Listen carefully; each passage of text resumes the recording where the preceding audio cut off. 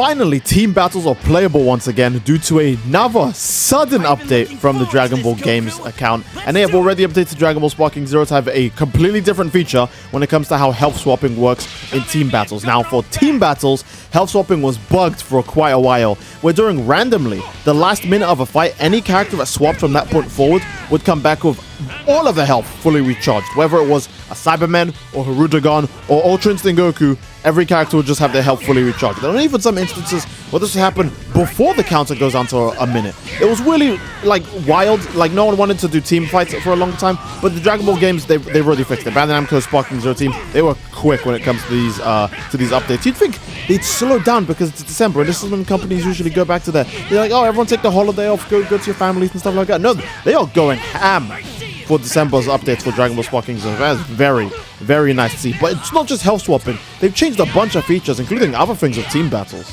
So they've actually also changed the conditions to trigger a stun from a smash ki blast that cause stuns.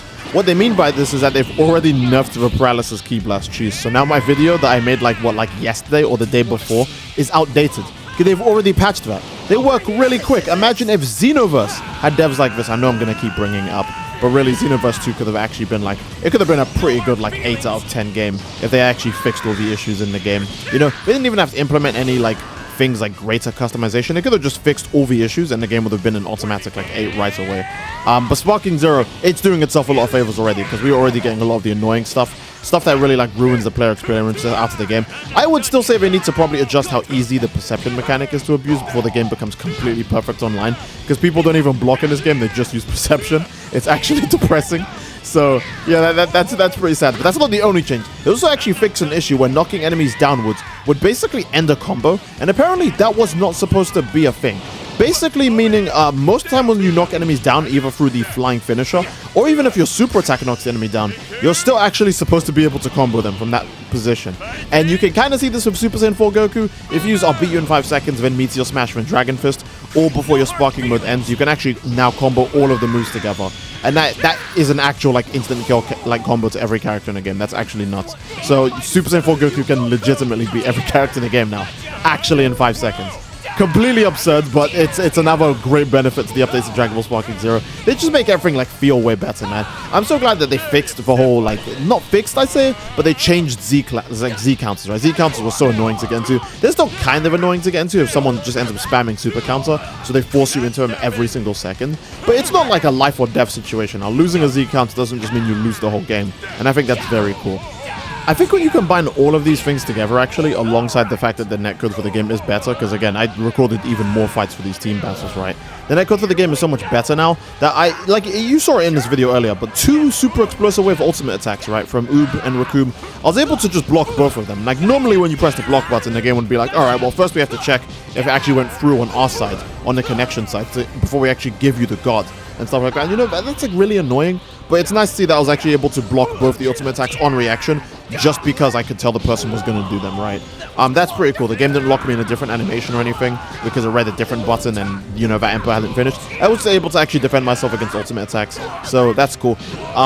Yeah, I just really like the place that Dragon Ball Sparking Zero is in right now. It's just a honestly really good place to be. The game is responsive to an absurd degree now. The game just actually does the things you want it to do when you want it done, and that's just too nice, you know. Alongside fixing all these issues, you know, the health system. We'll skip to the end of this fight basically, but during what would be the last minute of this fight, if you swapped out at any point with any character in the game, they would get all their health back, meaning you could just keep swapping characters out the whole fight basically. You could have a team full of Cybermen basically, characters who could swap out after 5 seconds of gameplay. You could have a team full of Cybermen and just keep rotating them out until you get to the last minute of combat, where they would basically all get their full health back, and then you could just win by just doing that, which is really cheap and not very cool, not very fun either. But it's been changed now. That's no longer the case. Thank the Lord that's not the case anymore.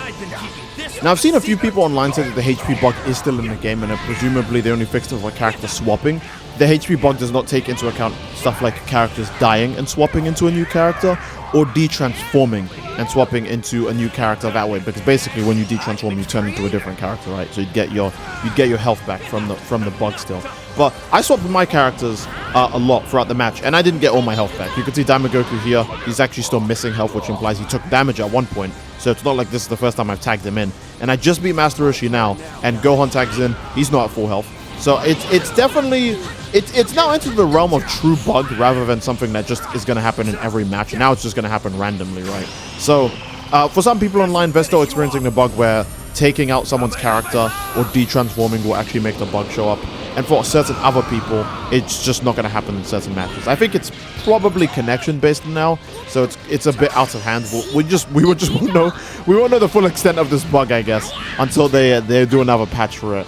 But for now, it seems like it's going to be random rather than guaranteed all the time, thank the Lord. It means people can't just build their teams around having them swap the entire fight, because they're going to have constantly full health when they get to, like, you know, the last minute, or a random full health like swap out of nowhere. A good example is Videl comes in for the first time in the match. She has full health, and I actually de-transform back to base form to see, hey, am I gonna have my full health back? And you can actually barely see it for like a split frame of a second, but no, I still had no extra health bars on base Goku. So for me, at least, the bug, it didn't happen. I played 3 matches and I didn't experience the bug once. But team battles in general are just so much nicer to play now, because people aren't just making teams full of instant sparking after him and striker characters. It makes it real hard to get cheesed in a team battle, especially because, again, with multiple team members, you have the chance to see if your enemy is going to do a certain strategy before you... Like, in a single battle, you might lose a match or struggle really hard in one match, and then on rematch, you'll do better. But in a team battle, you can kind of see what your enemy is bringing to the table right away, and then adapt to it in real time in the same match, because you have so many team members that you can spare.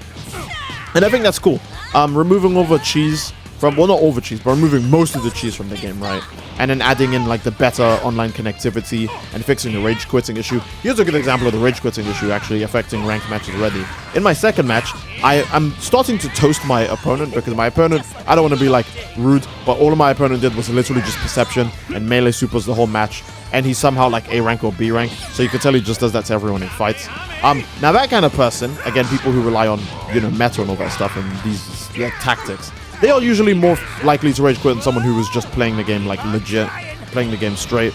And you can see towards the end of the match, when I'm actually starting to win, he just drops his controller or his keyboard. I don't imagine you could play this game with mouse and keyboard, but he drops his controller and he just lets me finish him off rather than rage quitting, because the punishment of rage quitting must be quite heavy if he's not willing to risk it. I don't know what the punishment is, because I've never rage quit. But I'm actually interested to see. If you guys know what it is, let me know in the comment section down below. But it's actually nice to see now. People will just take the L because it's not worth rage quitting anymore. And that's very, very cool. I'm a enormous fan of that. Like, with the way matches are now, I know this guy so well that he does instant transmission. I immediately know he's going to go for the super, and then I can just use after him a strike and Kamehameha to finish him off. Because again, online matches are so much better now, and there's so much less cheese, that when I see my opponent trying to do like some sort of like, you know, goofy RR gimmicks into the match, I'm like, hey, you know what? I've seen you do this before. In fact, the entirety of the first half of this match, you've been doing this. So I can read it, I can counter it. And I think that's super cool to know. The guy can't just do like some weird instant sparking gimmick or some after him strike that he can hide behind to secure the victory for him. He has to actually try and fight me as best as he can. But using instant transmission into a melee super is something that is very readable and very telegraphed. If you want to do that, you have to do it after like a combo, after a stun, after some sort of decent setup at least. It's not the kind of brainless thing you can just spam out randomly to get like an easy victory, right? And that's the kind of stuff this guy was relying on. Basically just perception to stun me, or to just waste the time and drain my HP, or because he was too lazy to guard. And then he will do a melee super. But after he eats that ultimate attack from Master Roshi, you could see that he stopped moving there on Team Gohan. And now he's also not moving as his own Master Roshi. And keep in mind, he was just playing the game, so it's not like he just went somewhere all of a sudden. It's very obviously the fact that rage quitting is way too punishing now. And again, I don't want to be rude or assume things of other people as much as it's impossible to do right now. But the whole thing of playing this, like, silly, I guess, playing with this little, like, skill, just relying on perception and, like, rush supers to do all the work for you, that's kind of common with people who rage quit. So I'm assuming when he stopped there, it's because he actually was like, hey, look, I don't want to rage quit, I'll lose too many points. I'm just going to let him just take the victory, you know? And yeah, I love these new systems for this game. It makes the game just generally more fun to play. Makes things, again, the game is actually rewarding you for knowing like knowledge with the game and like knowing things about the game, right? That's good. That's the way it should be. You should be rewarded for being better at the game, for knowing your favorite characters, etc., right? Not just for picking a character because they have like some easy thing to spam or exploit. And I think that's cool. Oh, probably a great place to end the video too. Again, all the bugs in Sparking Zero that exist currently, they're clearly doing like a speed run to like patch as many of them as possible. So if there's any other bugs, let me know in the comment section down below. I'll see if I can cover them. I'll see if Bandai Namco has actually noticed these already, because it seems like they're just looking at player feedback online and going, oh, we should probably patch that because that sounds really bad. And I think that's pretty chill of them. That's very good of them. So yeah, great place to end the video. I do hope you guys enjoyed the video, and if you did, please leave a like in the video. Don't forget to grab the greatly support the channel and leave a comment down below as to what you'd like to see next, fellas. I love you all. I hope you all enjoyed, and I will see you all next time. Take care and peace.